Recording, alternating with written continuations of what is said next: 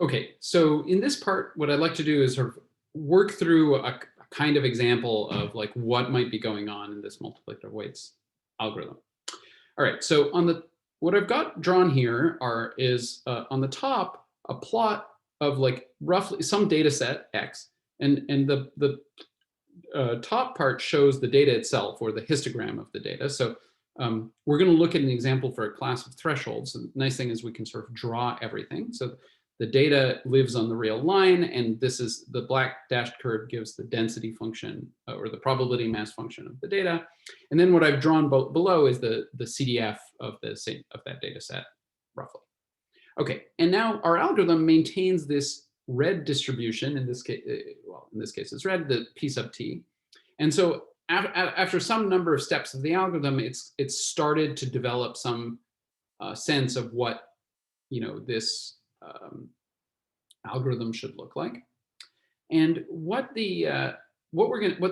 now if we sort of try to imagine what the CDF of this red distribution looks like, it's going to start off with some small slope, and then it will take off at some slightly higher slope, and then it will take off at like a very high slope, and then it'll even out and flatten out at the very end. Okay, so it'll look something like this. Again, this is drawn by hand, so no promises as to its actual accuracy, but this is roughly what you're going to get. All right, and now what's going to happen is when we run the exponential mechanism, what we're asking it for is to find us one of these queries, these threshold queries, that distinguishes the red curve from the black curve above. Okay, and what that corresponds to, because the threshold queries are just like points on the CDF, what we're really looking for is a place on the x-axis where the black curve down here, the two CDFs differ by a large amount. Okay, so probably the place where they differ by most is probably here. So like this thing here, that's like the error of PT. But the exponential mechanism will give us something that may not have exactly that error. It'll give us like maybe here, this I sub t. And in this case, we can figure out what phi it will look like. So it will look like something that is, so we're looking for a place where the red is bigger, a query where the red value is much bigger than the black value. So that'll be actually the complement of a threshold query. So it'll be a query that looks, sorry, the other way around. It'll be a query that looks like this. It'll have zeros to the right and ones to the left. And that's the cost vector that we're going to use for this stage of multiplicative weights.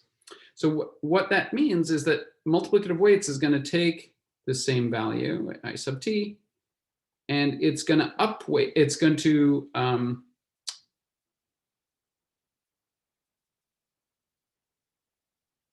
correct the red curve so it looks more like the black curve. Wait, did I get it wrong? Sorry, so I drew the wrong cost vector, so its effect will be zeros here.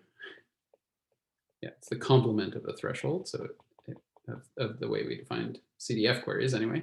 All right, so it's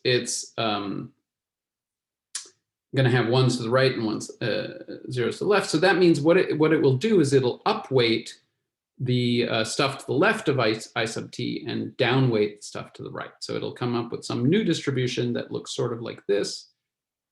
These will be upweighted, and then the stuff to the right of it will get downweighted. So this will go down.